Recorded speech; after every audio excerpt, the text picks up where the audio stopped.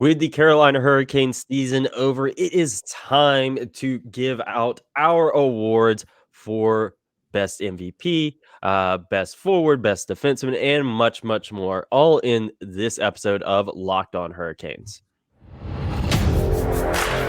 Your Locked On Hurricanes, your daily podcast on the Carolina Hurricanes, part of the Locked On Podcast Network. Your team every day.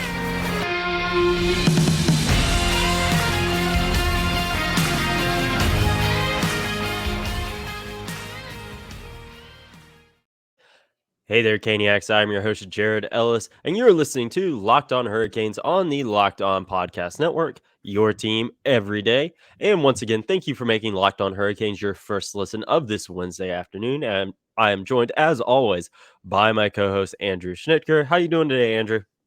Doing great. I'm super excited to finally have this beautiful new Yeti mic in front of me so I can hopefully sound much better for all you wonderful Hurricanes fans going forward. And I'm excited to give out some awards today. Yep, I use the same one, so now we're going to sound the same, sort of, I guess, except we have different voices. But yeah, let's get right on into it. We're going to start with the best Wade Mentor call. You remember last year we had best mentor moment, and we changed it up a little bit this year with best mentor call. Last year, obviously, his trip to New York won best mentor moment, which was great. But this year is best mentor call, and for me, there were two that I could have gone with here. But I went with my personal favorite. We talked about this when we interviewed him a few days ago, and that was the Auntie Ranta first star calls when he just yells Ranta at the top of his lungs. I love it. It makes me want to run through a brick wall. My second place was when he apologized for all the overtimes. That was funny. Yeah, full disclosure here, Jared and I did not know what each other picked going into this. It will be new to us as much as it is to you guys. My first place is the "I'm so sorry" call. Yep, that was After I think it was the third overtime in the 4 overtime game 1. It was just so funny. I mean, it was just perfect for that moment. It shows just how good he is at connecting with his audience and reading the room, reading the vibes perfectly. For that game and that situation, that was just great. I'm sure everybody in the building loved it. It went viral. Everybody thought it was hilarious. Feel like that perfectly encapsulates Wade and, just how special he is to this fan base as the PA announcer. Oh yeah, cannot go wrong with that. Again, like I said, that was almost my winner for this award as well. But man, when he just yells Auntie Ranta when he gets a first star, that is awesome. Now we have best meme. Obviously, Caniacs love to make their memes of players, and this was fun. And there's obviously several you could have gone with throughout the season, but I went with the one that lasted the longest, and that was Seth Jarvis post-stadium series with his sunglasses, his beanie, his cutoff, and Coors Light. My God, that was hilarious, and I love how it has stayed around for so long. There was a guy dressed up as that at games. He did it throughout the playoffs. And then I saw the Paint the Ice event yesterday for season ticket members. Someone painted it on the ice, and I love it. It's so funny, and it's honestly one I think is going to stick rather than just for the season. It's going to be one that just throughout Seth Jarvis's career, really. Yeah, so these days meme can mean a lot of different things. It can be saying something over, that's not serious, that's a joke on Twitter. And you probably remember, I'm sure many remember when the Hurricanes were on their big winning streak in December. A lot of that winning streak happened with Sebastian Aho out of the lineup. And after every game, I would say something like, oh, the Hurricanes are, 8-0 without Sebastian Aho. Really makes you think. And just continually, I had fun with that. And especially I had fun with the number of people who took it seriously, who actually thought I was suggesting that the Hurricanes should trade Sebastian Aho because they won a few December games without him. So that was something I had a lot of fun with this season. Full disclosure, again, for the record, was never serious, was always a joke, was a meme, but good times. Thank you, everybody. Honestly, thank you to everybody who took it seriously because that made it funnier for me. Oh yeah, that was hilarious because like I know, all right, Andrew's just joking about that. There is no way he's being serious about the Hurricanes trading Sebastian Aho. That's not going to happen. We'll talk about it a little bit more in a future episode, but they're wanting to ink him to like an 8-year deal. I mean, he's not going anywhere. So next up is a best drip. The Hurricanes players, they always dress to the nines and are looking great in terms of their pregame outfits. We talked about this with Sarah Sivian a couple weeks ago when she was on, and she gave her thoughts on them. But for me personally, I am going with Freddie Anderson. Man, his pregame fits are always awesome. I love when he breaks out the hats. Like Sarah said, he looks like a Harry Potter character with what he's wearing. I love it. And obviously, honorable mention to Sebastian Aho with his green suit. That one's great. And then Brent Burns with his camo ones as well. I'm going to go with the one that you actually just mentioned in the meme category, and that is Seth Jarvis after the Stadium Series. I was in the locker room after that game, got to see that up close and personal with the, like you said, with the beanie and the tank top, the shades, the Coors Light. It was just perfect for that night, for just kind of the whole like college party vibe of that night to have the youngest guy on the team. I think the youngest guy on the team right now. Come in and do that. The shades were, I don't think intentional on his part, but a very nice nod to NC State fan favorite big man DJ Burns and his iconic sunglasses that he wears after every game. So yeah, no, that's you're not beating that one for me. Yeah, that one was absolutely phenomenal. I didn't even think about that one for this category. I was strictly thinking about the suits that they wear into the games. But yeah, that could totally win this one. That one could honestly, does it qualify for every category? No. Could it win every category? Yes. It was that great. I want to say someone put it on a t-shirt as well. I think you're they right. Did. Kind of like with the new Barbie movie coming out. I think someone put it on a t-shirt. Come on, that's Jarby, great. let's go party or something. Yes, like that. yes. It's that one. Oh my God. It is so funny. That we should use that one for the thumbnail today. I don't even know if we can, but we should. So again, we have many more categories to get through, and we will continue to dive through them all right after this quick break, folks. Now, folks, even though the Carolina Hurricanes are out of the playoffs, you can still bet on your pick for the Stanley Cup final with FanDuel, whether it's Florida, whether it's Vegas. You also have the NBA finals set now with the Miami Heat and the Denver Nuggets. So you can bet on any of those, and of course, all other sporting events as well. Because right now, new customers get a no sweat first bet up to $2,500. Again, whether you're wanting to bet on the Florida Panthers or the Vegas Golden Knights, the Miami Heat, or the Denver Nuggets, FanDuel has you covered because that is $2,500 back in bonus bets if your first bet doesn't win. So if you get game one wrong, there you go. And there is no better place to bet on all the playoff action than America's #1 sportsbook. Visit FanDuel.com/locked on to get a no sweat first bet up to $2,500. That's FanDuel.com/locked on. FanDuel, official sports betting partner of the NBA. Go Miami Heat. But yeah, that's I don't just really have pick a for the finals. Yeah, I don't really have it. Gonna be honest, I don't have a dog in that fight. Caleb Martin and Omer Yurtseven for the Heat both played for NC State at one point, so I guess I can go for the Heat. Yeah, Martin played for the Hornets. I don't know playoff basketball very well, so because they hate me. But diving back on into the awards, next up is Breakout Star of the Year. Now, for me, it's not necessarily that he broke out. It was more of a bounce back. And for me, it was Martin Necas. He had an absolutely phenomenal year and, really, proved a lot of the doubters wrong that he can bounce back and that he is worth it for the Hurricanes. Now, playoffs was a bit, hit and miss for him. But, like we say with a lot of young guys, they're still really young.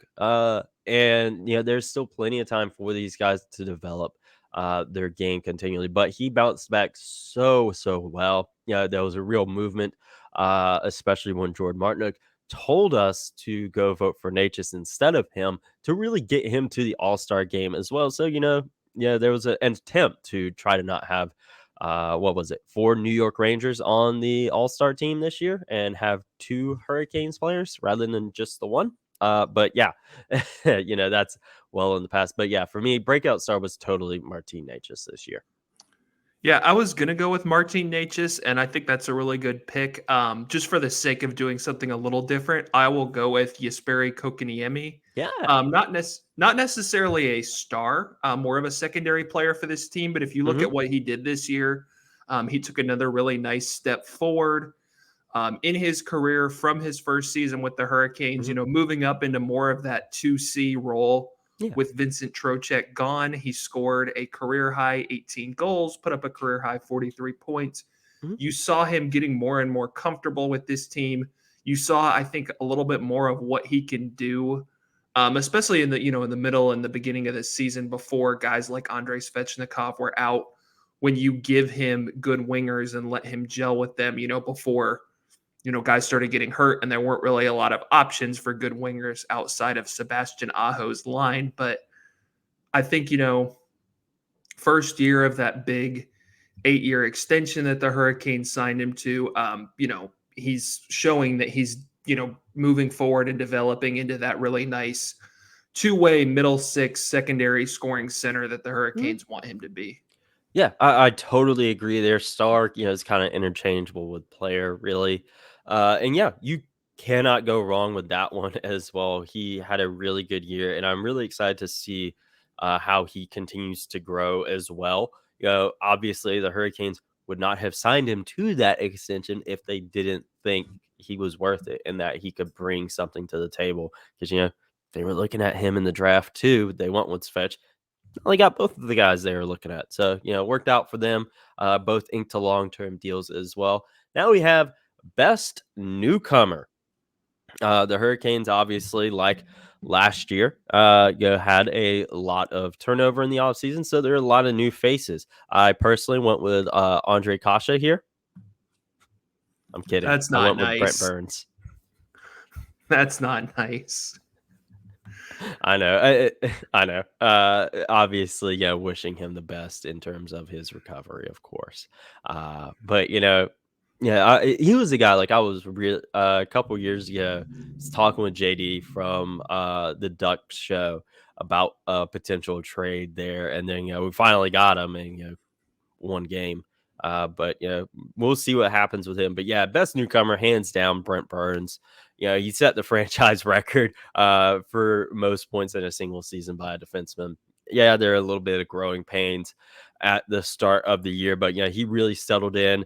He brought so much to this team, and he was able to sit back and do his thing. It wasn't like in San Jose where he had to do everything. No, he was just able to stick to his game and do his thing, and he really looked like he was having fun too out there. The storm surges, and just everything. He was having fun, and that really came through with his play. And the fact that we get a couple more years of him here, it wasn't just a one and done thing for a veteran chasing a ring.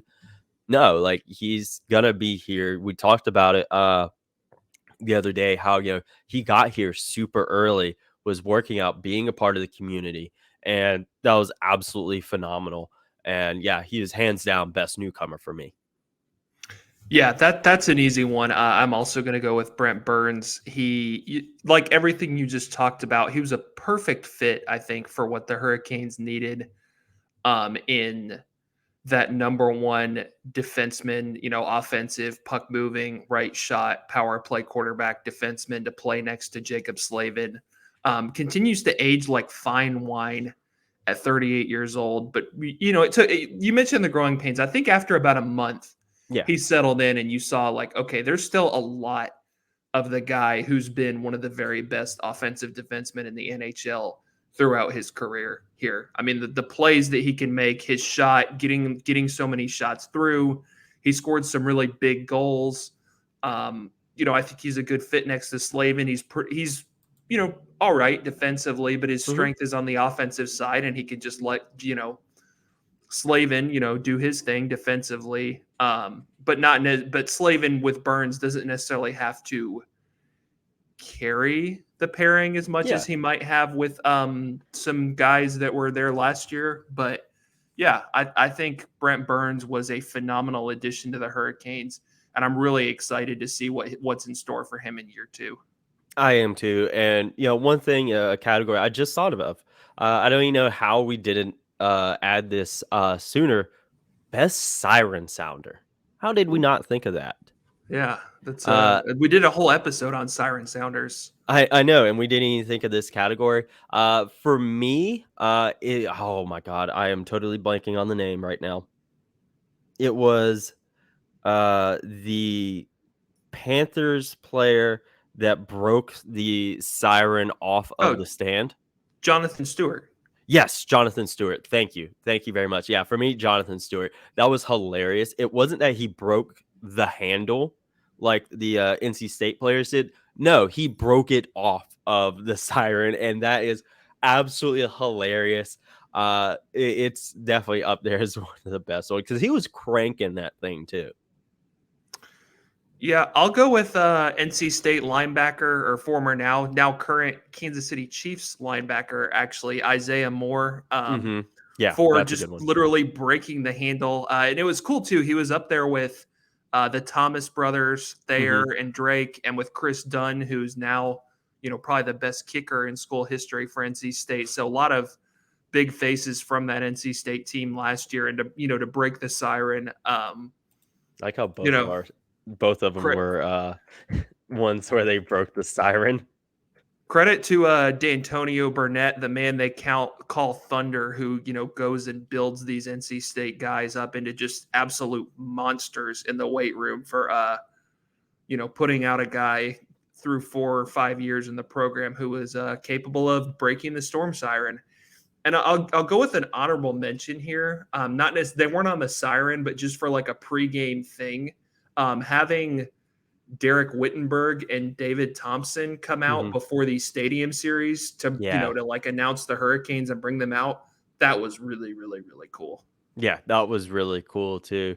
And then, speaking of stadium series, honorable mention to the 06 alumni that came out to sound the siren, for that. That's a once in a lifetime thing. I wish, they kind of gotten some more guys. I know they kind of like stuck with guys that, live in the area.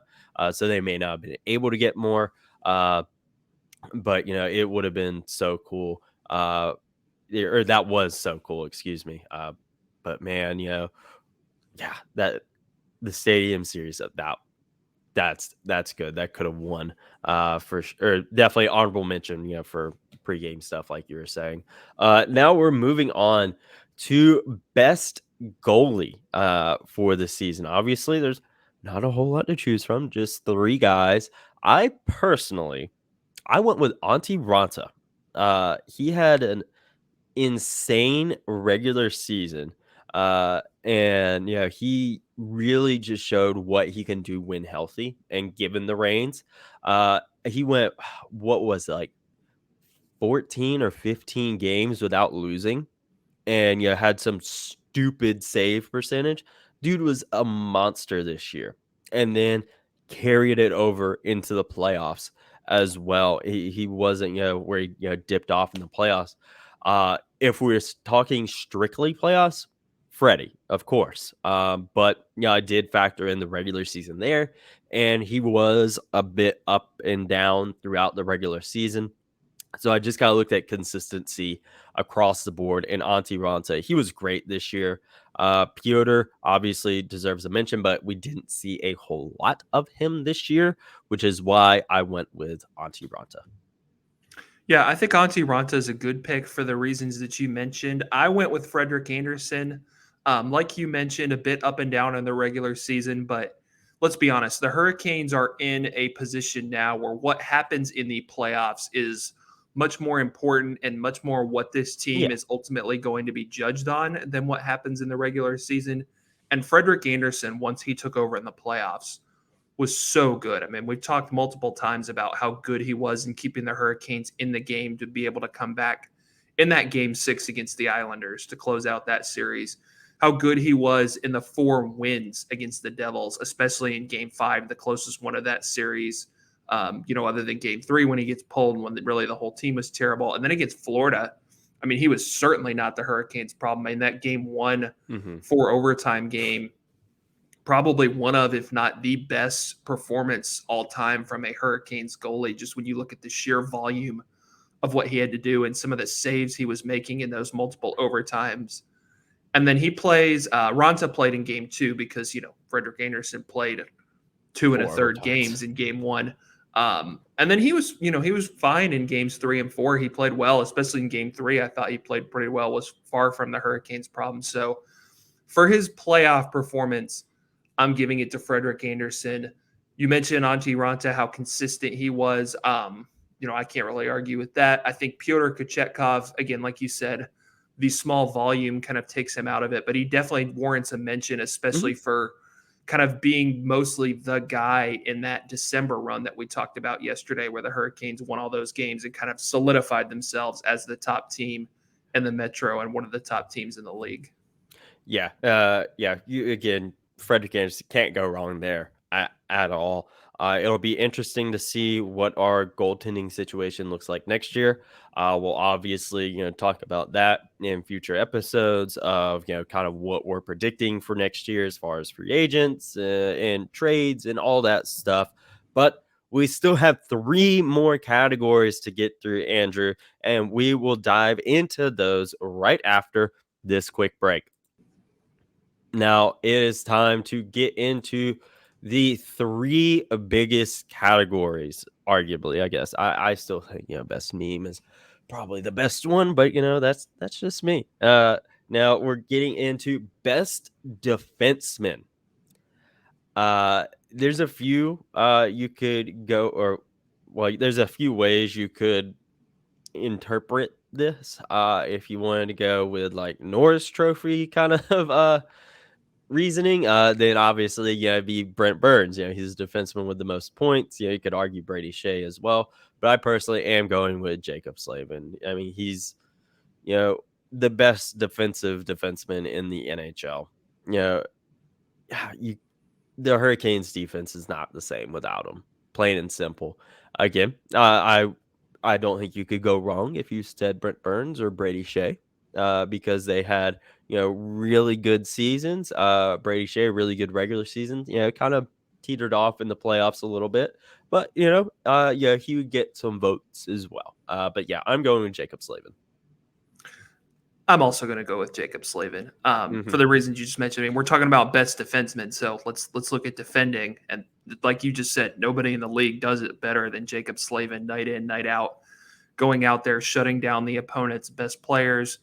You look at, especially in the playoffs, you saw there was a lot of stuff about why he should be the Hurricanes' Conn Smythe favorite going into the conference final because of the way I think they outscored the Devils by like 13 or 14 at 5-on-5 with Jacob Slavin on the ice in that second round series. I mean, sometimes the best defense is a good offense and having the puck. And the Hurricanes, you look at that too, the way that they tend to dominate possession when Jacob Slavin's out there, because he has some offensive flair and upside to his game as well. He can score, he can make plays. I think if the Hurricanes asked him to play more of a pure offensive role, he could do it. But what they need him to do is go out there and shut people down night in and night out. And that's what he does. Jacob Slavin, you said the Hurricanes defense, the Hurricanes team would not be remotely close to the same if you took away Jacob Slavin. Yeah. 110% agree. Yeah, he should be a guy that is in the Norris conversation year after year, but he's not because he doesn't play that super flashy game and he doesn't put up a ton of points, which is absolutely criminal. Because he should be in that conversation more than he is. But whoever scores the most points is the best defenseman, evidently. Now, getting into best forward, there were a few guys here that I think could have taken this award, and I almost went with Martin Necas again for this one. But ultimately, I looked at the overall impact of it, and I went with Andrei Sveshnikov. He, really, he was such a difference maker on this team. And, you look at how they were with him and then how they were without him. Obviously, the regular season was still pretty good once he went down, but, you really felt him in the playoffs not being there, and he had such a good year. I really wish we could have seen him finish out the regular season, see what more he could have added onto his season. So yeah, I went with Andrei Svechnikov here. Yeah, I think that's a good pick. I didn't really consider him and all that, kind of in that vein, but you're right, especially if you look at the Hurricanes with them without him.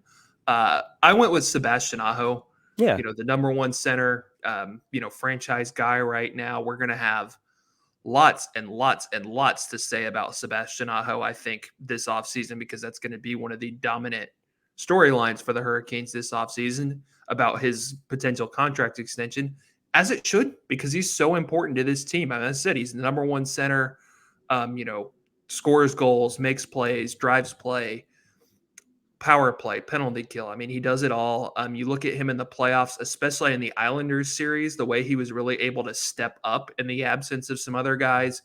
In the Florida series, I thought he played, especially in game 3, and game 4 in Florida. I thought he played really, really, really well. Was trying so hard to be that guy that broke through. They just, as a team, couldn't really break through. So no, yeah, I would, and you saw, he missed some time, so his numbers are a little bit lower than normal because of that. But I was really impressed with what I saw from yeah. Sebastian Aho this season. Yeah, absolutely. You cannot ever go wrong with Sebastian Aho in the best forward category. You can never go wrong with him there. Now, finally, is MVP. Spoiler, we've already heard mine, and that is once again Andrei Svechnikov, because once again, you saw the team with him and you saw the team without him, especially in the playoffs, and just how valuable he is to this team of getting them, the win. You really saw it in the playoffs. Now, honorable mention here is definitely Jacob Slavin for all the stuff we listed earlier in the best defenseman category, because like with Andre, it's not the same team without him. He would leave an absolutely gaping hole if he was not on the team. And so did Andrei Svechnikov. But Andre, you know, I kind of look at what they needed in the playoffs, and they needed Svech, and it just kind of really hammered home just how valuable he is to this team. We've already heard my MVP as well, and you just talked about him. I'm going with Jacob Slavin.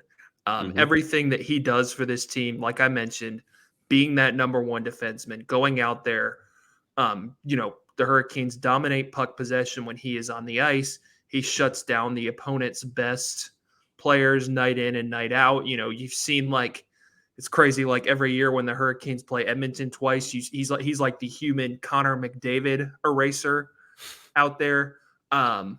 And this is not to take anything at all away from Andrei Svechnikov and Yeah. what he means to this team. The Hurricanes went to the Eastern Conference Final without Andrei Svechnikov. Hmm. I am 110% confident the Hurricanes would not have gone to the Eastern Conference Final without Jacob Slavin. Yep. Just everything that he does, he Yep. brings to the table. This team's biggest strength that it leans on, especially when it has some offensive guys out of the lineup. It's this team's identity is ultimately goal suppression and shot suppression, and the best guy out there at making that happen is Jacob Slavin. the Hurricanes would be just a night and day different if they didn't have him. He is my MVP for this season, and frankly, probably my MVP for like this current run of Hurricanes hockey. I can't lie, you're kind of making me want to change mine. That's all good. It's all good. No, but there's yeah, you made great arguments for Andrei Svechnikov, yeah. especially seeing them with and without, and I don't think that's wrong. Yeah, I know, but yeah, Jacob Slavin, he is so valuable to this team, and yeah, he's a guy that you know. Obviously, we don't think Jordan Staal is retiring anytime soon, but it kind of feels like he would be the guy. Like when Jordan Staal, hangs up his skates, he's the one who takes the C from Jordan Staal. I think at least he could. I think he is the next Hurricanes captain in Jacob Slavin. I really, really do. He is so valuable to this team. Like you said, just this run they've been on the past 5 years. Yeah, he's the total MVP for it. Yeah, definitely. Was that a hot take of me saying he's going to be the next captain after Jordan Staal Well, at retires? first I thought you were still talking about Svechnikov, and No, then I realized you were talking about Slavin, and that's he could. I think that's an interesting topic for a future episode, especially once we get into that August mode, because I do think there are a few different directions the Hurricanes could go with that. Jacob Slavin would certainly be one of them, though. Yeah, absolutely. He has the A on his chest for a reason. He is so valuable to this team, as is Andrei Svechnikov. Honestly, honorable mention, Frederik Andersen. He's another guy that's and really just the goalies as a whole. We can kind of lump them together because of just how good the Hurricanes goaltending was this year between Freddie, between Antti Ranta and Pyotr Kochetkov. In years past where that has been a weak point for them. Because you remember in past before Freddie and Ranta, it felt like in the playoffs that was the thing that needed to be improved. With Peter Mrazek and James Reimer, Peter Mrazek and Curtis McElhinney, and then Peter, James, and Ned. It kind of felt like that was the weak point, and now they have that. Well, had it figured out. They're going to have to refigure it out this offseason. But yeah, those are guys that are worth mentioning here in the MVP conversation as well, because Freddie especially, throughout the playoffs, absolutely killer. Yeah, I hesitate to do that with goalies. Just kind of seeing what the Hurricane system can do for goalies, like with Frederick and Antti winning the Jennings Trophy last year. I know you're not going to like hearing this, but looking at Ned's numbers, his year with the Hurricanes, and looking at his numbers since he's gone to Detroit. But yeah, no, I think the goalies have definitely played a role as well. Yeah, but you're only going to get this once this year. You're right there. You're right about Ned. Though I would still love to see him come back, though. Because I love him. But yeah, that's yeah, I know. He is a free agent this year, isn't he? Mm-hmm. Yeah. Bring him home, Don. Oh, Bring him home. Pyotr and Ned duo. Yeah, maybe not the best one there. Maybe not the best decision. Yeah. Do it for the feels. But yeah, that was 100% a joke. He would definitely, if he came back, he would. I kind of feel like he would essentially take Pyotr's role as like the number one in Chicago, and kind of like coming back and forth. I kind of feel like that would be his role. But that's a conversation for another day. Those were our awards, folks. We are going to put out a Google Doc form for you guys with all of these categories here for you guys to give us your winners for these awards, and we will dive into those in a future episode, and so we can know what you guys were thinking. Who is the MVP, best forward, best defenseman, best newcomer, all of that stuff, and we look forward to hearing that. And in the next episode, we will be talking about Don Waddell and Rod Brind'amour's press conference, as well as Tom Dundon's interview with Luke from the News and Observer. And as always, folks, thank you for listening. Make sure you're following us on Twitter at LO_Hurricanes, myself on Twitter at Jared Ellis _96, and Andrew at A Schnitt 53. And as always, folks, let's go Canes.